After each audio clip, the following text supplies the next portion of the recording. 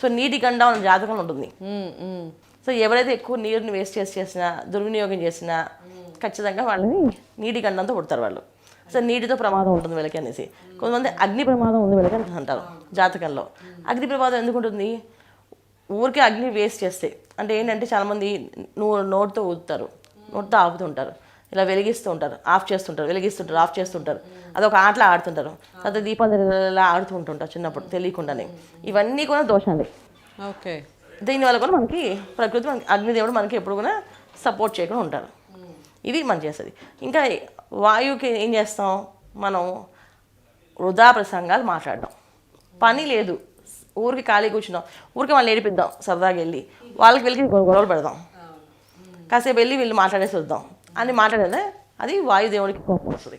అంటే వృధా ప్రాలాపన అంటారు. అంటే ఏ సమయం సందర్భం లేకుండా ఊరికే మాట్లాడి వాళ్ళు కొట్టుకుంటుంటే ఆనందపడుతూ నవ్వుతూ వీళ్ళు ఎంజాయ్ చేస్తున్నారు చూడండి, దీన్ని దోషం కింద వస్తుంది.